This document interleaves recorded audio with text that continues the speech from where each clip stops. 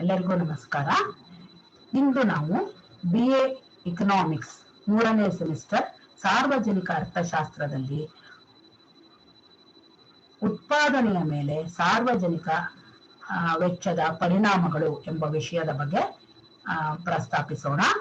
In today's class, we are going to learn about the effects of public expenditure on production for BA Economics 3rd semester in Public Economics paper.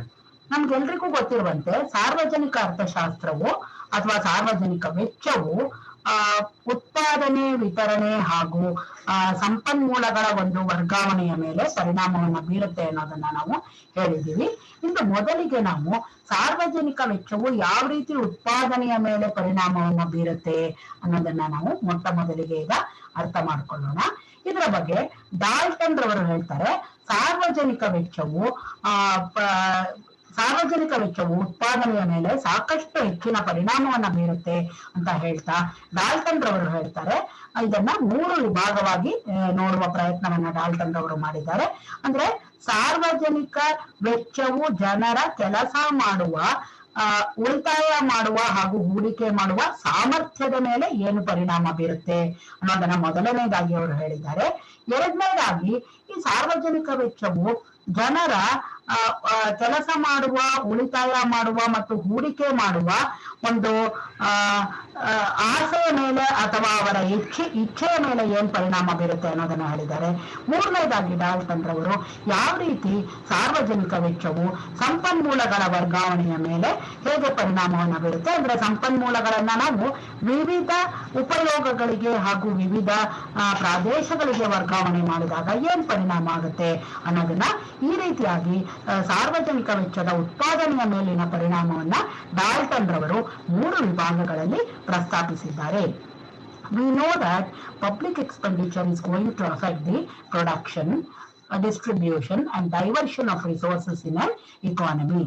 According to Dalton, he has classified or he has studied the effects of public expenditure on production through 3 factors.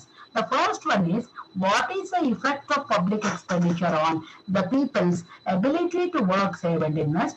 Secondly, what is the effect of public expenditure on the willingness of the people to work, save and invest? And then what is the effect of public expenditure on the diversion of resources? So this is how Dalton has tried to study public expenditure through 3 factors. So one by one we will consider these factors in detail now. ನಾವು ಒಂದೊಂದಾಗಿ ಈ ಒಂದು ಅಂಶಗಳ ವಿವರಣೆಯನ್ನ ನೋಡ್ತಾ ಹೋಗೋಣ. ಮೊದಲನೇದಾಗಿ ಜನರ ಕೆಲಸ ಮಾಡುವ, ಉಳಿತಾಯ ಮಾಡುವ ಹಾಗೂ ಹೂಡಿಕೆ ಮಾಡುವ ಸಾಮರ್ಥ್ಯದ ಮೇಲೆ ಈ ಸಾರ್ವಜನಿಕ ವೆಚ್ಚ ಯಾವ ರೀತಿಯ ಪರಿಣಾಮವನ್ನ ಬೀರುತ್ತೆ ಅಂತ ಬಂದಾಗ ಡಾಲ್ಟನ್ ರವರು ಹೇಳ್ತಾರೆ, ಸರ್ಕಾರವು ಶಿಕ್ಷಣ ಹಾಗೂ ಆರೋಗ್ಯ ಸೌಲಭ್ಯಗಳು ಮತ್ತು ಸಾರಿಗೆ ಮತ್ತು ಸಂಪರ್ಕ ಸೌಲಭ್ಯಗಳು ಇವುಗಳೆಲ್ಲದರ ಮೇಲೆ ಮಾಡುವ, ಅಂದ್ರೆ ಸಾಮಾಜಿಕ ಮೂಲೋತ್ಪಾದಕ ಸೌಕರ್ಯಗಳ ಮೇಲೆ ಮಾಡುವ ಖರ್ಚೆಲ್ಲವೂ ಕೂಡ ಜನರ ಸಾಮರ್ಥ್ಯವನ್ನ ಹೆಚ್ಚಿಸುತ್ತೆ, ಅವರ ದಕ್ಷತೆಯನ್ನ ಹೆಚ್ಚಿಸುತ್ತೆ ಅಂತ ಡಾಲ್ಟನ್ ರವರು ಹೇಳ್ತಾರೆ.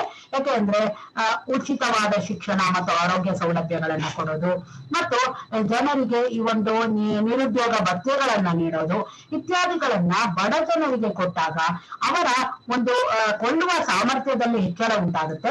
ಇದು ಅವರ ಕೆಲಸ ಮಾಡುವ ಸಾಮರ್ಥ್ಯವನ್ನ ಮತ್ತು ಉಳಿತಾಯ ಹಾಗೂ ಹೂಡಿಕೆಯ ಸಾಮರ್ಥ್ಯಗಳನ್ನ ಹೆಚ್ಚಿಸುತ್ತೆ ಅಂತ ಹೇಳ್ತಾರೆ. ಇದರೊಂದಿಗೆ ಡಾಲ್ಟನ್ ರವರು ಹೇಳ್ತಾರೆ, ನಾವು ಆಂತರಿಕ ಶಾಂತಿ ಮತ್ತು ಕಾನೂನು ಪಾಲನೆಯನ್ನ ಮಾಡಿದಾದ್ರೆ ದೇಶದ ಒಳಗಡೆ ಅದು ಕೂಡ ಜನರಿಗೆ ಒಂದು ಹೂಡಿಕೆಯನ್ನ ಮಾಡುವುದಕ್ಕೆ ಒಂದು ಉತ್ತೇಜನವನ್ನ ಕೊಡುತ್ತೆ ಅಂತ ಅವರು ಹೇಳ್ತಾರೆ. ಸೊ ಹೀಗೆ ಆ ಹೂಡಿಕೆಗೆ ಉತ್ತೇಜನ ಸಿಕ್ಕಾಗ, ಹೂಡಿಕೆ ಹೆಚ್ಚಾದಾಗ ಉತ್ಪಾದನೆ ಹೆಚ್ಚಾಗುತ್ತೆ, ಉತ್ಪಾದನೆ ಹೆಚ್ಚಾದಾಗ ಉದ್ಯೋಗಾವಕಾಶಗಳು ಹೆಚ್ಚಿ ಜನರ ಕೈಯಲ್ಲಿ ಆದಾಯ ಜಾಸ್ತಿ ಬರುತ್ತೆ, ಹೆಚ್ಚಿನ ಆದಾಯ ಜನರಿಗೆ ದೊರಕಿದಾಗ ಅವರ ಜೀವನ ಮಟ್ಟದಲ್ಲಿ ಸುಧಾರಣೆ ಆಗುತ್ತೆ ಅನ್ನೋದನ್ನ ಡಾಲ್ಟನ್ ರವರು ಹೇಳ್ತಾರೆ. ಅದೇ ಈಗ ಈ ಸಾರ್ವಜನಿಕ ವೆಚ್ಚವು ಸರಿಯಾದ ರೀತಿಯಲ್ಲಿ ವ್ಯಯ ಮಾಡಿದಾಗ ಈ ರೀತಿ ಉತ್ತಮ ಪರಿಣಾಮವನ್ನ ಕೊಡಬಲ್ಲದು. ಆದ್ರೆ ಒಂದು ವೇಳೆ ಸಾರ್ವಜನಿಕ ವೆಚ್ಚವನ್ನ ಸರ್ಕಾರವು ಹೆಚ್ಚಾಗಿ ಈ ಒಂದು ಸಾಮಾಜಿಕ ಕಾರ್ಯಕ್ರಮಗಳನ್ನ ನಡೆಸೋದಕ್ಕೆ ಅಥವಾ ಯಾವ್ದಾದ್ರೂ ಮದ್ಯಪಾನೀಯಗಳು ಇತ್ಯಾದಿಗಳ ಉತ್ಪಾದನೆಗೆ ಹೆಚ್ಚು ಖರ್ಚನ್ನ ಮಾಡಿದ್ರೆ ಅವುಗಳು ಈ ಒಂದು ಜನರ ಕೆಲಸ ಮಾಡುವ, ಉಳಿತಾಯ ಮಾಡುವ ಮತ್ತು ಹೂಡಿಕೆ ಮಾಡುವ ಒಂದು ಸಾಮರ್ಥ್ಯದ ಮೇಲೆ ವ್ಯತಿರಿಕ್ತ ಪರಿಣಾಮವನ್ನ ಬೀರುತ್ತೆ ಅಂತ ಅವ್ರು ಹೇಳ್ತಾರೆ. ಹಾಗಾಗಿ ಹೆಚ್ಚಾಗಿ ವೆಚ್ಚವನ್ನ ಸರ್ಕಾರವು ಈ ಒಂದು ಸಿನಿಮಾ ಒಂದು ಹಾಲ್ಗಳ ನಿರ್ಮಾಣವನ್ನ ಮಾಡೋದು ಅಥವಾ ಕೇವಲ ಹೋಟೆಲ್ಗಳ ನಿರ್ಮಾಣವನ್ನ ಮಾಡೋದು, ಬಾರ್ಗಳ ನಿರ್ಮಾಣವನ್ನ ಮಾಡೋದು, ಇಂಥವುಗಳಿಗೆ ಸರ್ಕಾರವು ಹೆಚ್ಚು ಹೂಡಿಕೆಯನ್ನ ಮಾಡಿದ್ದಾದ್ರೆ ಆಗ ಅಂದ್ರೆ ಸರ್ಕಾರವು ಯಾವುದೇ ರಸ್ತೆ ನಿರ್ಮಾಣ, ಸಾರಿಗೆ ಸಂಪರ್ಕ ಸೌಲಭ್ಯಗಳ ಹೆಚ್ಚಳ ಇವುಗಳನ್ನ ಮಾಡದೆ ಇಂತಹ ಬಾರುಗಳ ನಿರ್ಮಾಣ, ಸಿನಿಮಾ ಹಾಡುಗಳ ನಿರ್ಮಾಣ, ಹೋಟೆಲ್ಗಳ ನಿರ್ಮಾಣ ಇವುಗಳನ್ನ ಹೆಚ್ಚಾಗಿ ಮಾಡ್ತಾ ಹೋದ್ರೆ ಆಗ ಜನರ ಕೆಲಸ ಮಾಡುವ ಹಾಗೂ ಉಳಿತಾಯ ಮಾಡುವ ಸಾಮರ್ಥ್ಯದ ಮೇಲೆ ಇದು ವ್ಯತಿರಿಕ್ತ ಪರಿಣಾಮವನ್ನ ಬೀರುತ್ತೆ ಅಂತ ಡಾಲ್ಟನ್ ರವರು ಹೇಳ್ತಾರೆ. First of all, let us study what is the effect of public expenditure on the people's capacity to work, save and invest. So, we need to understand that when the public expenditure is spent on creation of social and economic infrastructure facilities, like maybe building of roads and bridges, maybe improvement of agriculture and industries, or maybe investment on education, health facilities, housing, etc., the investment on all these in the form of public expenditure by the government is going to improve the efficiency of the people. That is why whenever government provides free education and free medical facilities, or when the government provides unemployment benefits to the poor people, it is going to help improve their purchasing power. And when the government spends money on the maintenance of internal law and order, it is going to stimulate investment in the economy.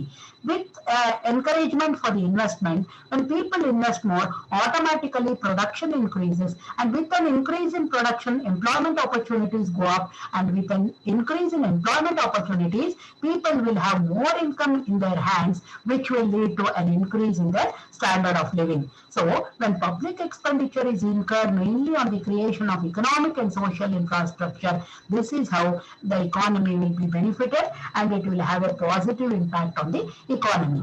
On the other hand, if the government, instead of spending money on creation of social and economic infrastructure facilities, if it spends more and more money on building cinema halls or making more and more investment in production of intoxicants, etc., or conducting social functions, then public expenditure could have an adverse impact on the economy also, because rather than investing on economic and social infrastructure, if the government spends more money on such things as building of hotels, cinema halls, or production of intoxicants, etc., it will have an adverse effect on the people's capacity to work, save and invest. ಈಗ ನಾವು ಎರಡನೇದಾಗಿ ಪರಿಗಣಿಸೋಣ. ಎರಡನೇದಾಗಿ ಜನರ ಕೆಲಸ ಮಾಡುವ, ಉಳಿತಾಯ ಮಾಡುವ ಹಾಗೂ ಹೂಡಿಕೆ ಮಾಡುವ ಇಚ್ಛೆಯ ಮೇಲೆ ಏನು ಪರಿಣಾಮವನ್ನ ಬೀರುತ್ತೆ ಈ ಒಂದು ಸಾರ್ವಜನಿಕ ವೆಚ್ಚ ಅನ್ನೋದನ್ನ ನಾವು ಗಮನಿಸೋದಾದ್ರೆ, ಸಾಮಾನ್ಯವಾಗಿ ಈಗ ಸಾಮಾಜಿಕ ಭದ್ರತಾ ವೆಚ್ಚಗಳು ಅಂತ ಹೇಳಿ, ಅಂದ್ರೆ ಸರ್ಕಾರಗಳು ಈ ಒಂದು ವೃದ್ಧಾಪ್ಯದ ಒಂದು ಪಿಂಚಣಿಗಳನ್ನ ಕೊಡೋದು, ಅಥವಾ ನಿರುದ್ಯೋಗಿ ಭತ್ಯೆಗಳನ್ನ ಕೊಡೋದು, ಅಥವಾ ಒಂದು ಭವಿಷ್ಯ ನಿಧಿ ಸೌಲಭ್ಯಗಳನ್ನ ನೌಕರರಿಗೆ ಕೊಡೋದು, ಅಥವಾ ಈ ಒಂದು ಅನಾರೋಗ್ಯ ಭತ್ಯೆಗಳನ್ನ ಕೊಡೋದು, ಇವುಗಳನ್ನೆಲ್ಲ ಮಾಡಿದಾಗ ಜನರಿಗೆ ತಮ್ಮ ಈಗ ಭವಿಷ್ಯ ನಿಧಿ ಸೌಲಭ್ಯ ಇರೋದ್ರಿಂದ ಜನರಿಗೆ ನಾವಿಲ್ಲದೆ ಇದ್ರೂ ಕೂಡ ನಮ್ಮ ಭವಿಷ್ಯ ಅಟ್ಲೀಸ್ಟ್ ಹಣದ ರೂಪದಲ್ಲಿ ಸ್ವಲ್ಪ ಮಟ್ಟಿಗೆ ಭದ್ರವಾಗಿರುತ್ತೆ ಅನ್ನೋ ಒಂದು ನಂಬಿಕೆ ಇದ್ದಾಗ ಜನರು ಕೆಲಸ ಮಾಡುವ ಇಚ್ಛೆ ಅವರಲ್ಲಿ ಜಾಸ್ತಿ ಆಗುತ್ತೆ ಅಂತ ಹೇಳ್ಬೋದು. ಹೀಗೆ ಅವರ ಕೆಲಸ ಮಾಡುವ ಇಚ್ಛೆ ಹೆಚ್ಚಾದಾಗ ಅವರ ಹೆಚ್ಚಾಗಿ ಕೆಲಸ ಮಾಡ್ತಾರೆ, ಅದರಿಂದ ಹೆಚ್ಚು ಆದಾಯವನ್ನ ಗಳಿಸಿ ಹೆಚ್ಚು ಉಳಿತಾಯ ಹಾಗೂ ಹೂಡಿಕೆಗಳನ್ನ ದೇಶದಲ್ಲಿ ಮಾಡೋದು ಸಾಧ್ಯ ಆಗುತ್ತೆ ಅಂತ ನಾವು ಹೇಳ್ಬೋದು. ಆದ್ರೆ ಒಂದು ವಿಷಯವನ್ನ ಸರ್ಕಾರಗಳು ಗಮನಿಸಬೇಕು, ಈ ಒಂದು ಭತ್ಯೆಗಳು ಅಥವಾ ಉಚಿತ ಸೌಲಭ್ಯಗಳನ್ನ ಸರ್ಕಾರ ಏನ್ ಕೊಡುತ್ತೆ ಅದು ಜನರ ಕೆಲಸ ಮಾಡುವ ಇಚ್ಛೆಯ ಮೇಲೆ ವ್ಯತಿರಿಕ್ತ ಪರಿಣಾಮವನ್ನ ಬೀರದೆ ಅವರು ಸೋಮಾರಿಗಳಾಗದಂತೆ, ಅಂದ್ರೆ ಎಸ್ಟಿಮೇಟ್ ಮಾಡಿ ಕರೆಕ್ಟ್ ಆದ ಮೊತ್ತವನ್ನ ಸರ್ಕಾರಗಳು ಕೊಡ್ಬೇಕಾಗುತ್ತೆ ಅನ್ನೋದನ್ನ ನಾವು ಗಮನಿಸಬೇಕಾಗುತ್ತೆ. Secondly, let us see how public expenditure is going to affect the people's desire to work, save and invest. when government gives certain facilities like maybe unemployment allowances, old age pension, widow pensions, provident fund benefit, then sickness allowance and the like, it will definitely encourage the poor people to put in more and more work, and they will work effectively also because they feel that their future is secured through facilities such as provident fund benefit. However, these measures should be provided to such an extent that it will not deter the people's ability or people's desire to work, save and invest. That is, it should be, the amount should be such that people are not discouraged to work, save and invest, and thereby they do not become lazy. So government should pay attention to this in such a manner that whatever public expenditure is incurred on such services, it should be in such a manner that it will encourage the people's desire to work, save and invest. This is very important. ಇನ್ನು ಮೂರನೇದಾಗಿ ಹೇಳೋದಾದ್ರೆ ನಾವು ಈ ಒಂದು ಸಂಪನ್ಮೂಲಗಳ ವರ್ಗಾವಣೆಯನ್ನ ಒಂದು ವಲಯದಿಂದ ಇನ್ನೊಂದು ವಲಯಕ್ಕೆ ಮಾಡಿದಾಗ ಏನು ಪರಿಣಾಮವನ್ನ ಬೀರುತ್ತೆ ಸಾರ್ವಜನಿಕ ವೆಚ್ಚ ಅನ್ನೋದನ್ನ ನಾವು ಅರ್ಥ ಮಾಡ್ಕೊಳ್ಳೋಣ. ಸಾಮಾನ್ಯ ಸಾರ್ವಜನಿಕ ವೆಚ್ಚವನ್ನ ಮಾಡಿದಾಗ ಏನಾಗುತ್ತೆ, ಸಂಪನ್ಮೂಲಗಳು ಖಾಸಗಿ ವಲಯದಿಂದ ಸರ್ಕಾರಿ ವಲಯಕ್ಕೆ ವರ್ಗಾವಣೆ ಆಗುತ್ತೆ ಅನ್ನೋದನ್ನ ನಾವು ಅರ್ಥ ಮಾಡ್ಕೊಳ್ತೀವಿ. ಸೊ ಕೆಲವರು ಹೇಳ್ತಾರೆ, ಈಗ ಸರ್ಕಾರವು ಈ ಒಂದು ರಕ್ಷಣಾ ವೆಚ್ಚವನ್ನ ಏನ್ ಮಾಡುತ್ತೆ, ಅದು ತುಂಬಾ ಅನ್ಯಾಯ ಹಾಗೂ ಅದು ಒಂದು ವ್ಯರ್ಥವಾದ ವೆಚ್ಚ ಅಂತ ಹೇಳುತ್ತೆ. ಆದ್ರೆ ನಮಗ್ ಗೊತ್ತಿದೆ, ನಮ್ಮ ದೇಶವನ್ನ ನಾವು ಹೊರಗಿನ ಆಕ್ರಮಣದಿಂದ ರಕ್ಷಣೆ ಮಾಡಿಕೊಂಡ ಹೊರತು ದೇಶದ ಒಳಗಡೆ ಯಾವುದೇ ಆರ್ಥಿಕ ಚಟುವಟಿಕೆಗಳನ್ನ ಕೈಗೊಳ್ಳೋದು ನಮಗೆ ಸಾಧ್ಯ ಆಗೋದಿಲ್ಲ. ಹಾಗಾಗಿ ದೇಶವು ರಕ್ಷಣಾ ವೆಚ್ಚವನ್ನ ಎಷ್ಟು ಮಾಡಬೇಕು ಅಂದ್ರೆ, ನಮ್ಮ ದೇಶವನ್ನ ಹೊರ ದೇಶಗಳ ಆಕ್ರಮಣದಿಂದ ಕಾಪಾಡಿಕೊಳ್ಳುವಷ್ಟು ರಕ್ಷಣಾ ವೆಚ್ಚವನ್ನ ಸರ್ಕಾರಗಳು ಮಾಡಲೇಬೇಕಾಗುತ್ತೆ. ಹಾಗೂ ಆಂತರಿಕ ಶಾಂತಿಯನ್ನ ಕಾಪಾಡಲು ಪೊಲೀಸ್ ವ್ಯವಸ್ಥೆಯ ಮೇಲೆ ವೆಚ್ಚವನ್ನ ಸರ್ಕಾರಗಳು ಕೈಗೊಳ್ಳಲೇಬೇಕಾಗುತ್ತೆ. ಸೊ ಹೀಗಾಗಿ ಸರ್ಕಾರವು ಈ ಒಂದು ಸಾಮಾಜಿಕ ಮತ್ತು ಆರ್ಥಿಕ ಮೂಲಭೂತ ಸೌಕರ್ಯಗಳ ಮೇಲೆ ಮಾಡುವ ವೆಚ್ಚವು ಜನರ ದಕ್ಷತೆಯನ್ನ ಮತ್ತು ಜನರ ಒಂದು ಕೌಶಲ್ಯಗಳನ್ನ ಹೆಚ್ಚಿಸುತ್ತೆ ಅಂತ ನಾವು ಹೇಳ್ಬೋದು. ಕೆಲವೊಮ್ಮೆ ಸರ್ಕಾರಗಳು ನೀಡುವ ಸಹಾಯಧನವೂ ಕೂಡ ಹಿಂದುಳಿದ ಪ್ರದೇಶಗಳಲ್ಲಿ ಕೈಗಾರಿಕೆಗಳ ಸ್ಥಾಪನೆಗೆ ಅನುವು ಮಾಡಿಕೊಡಬಹುದು. ಇದರಿಂದ ಏನಾಗುತ್ತಪ್ಪ ಅಂದ್ರೆ, ವಲಸೆ ಅನ್ನುವಂತಹ ಒಂದು ದೊಡ್ಡ ಸಮಸ್ಯೆಯನ್ನ ಕೂಡ ನಾವು ತಪ್ಪಿಸೋದು ಸಾಧ್ಯ ಆಗುತ್ತೆ ಅಂತ ನಾವು ಹೇಳ್ಬೋದು. ಕೆಲವೊಮ್ಮೆ ಸರ್ಕಾರಗಳು ಈ ಒಂದು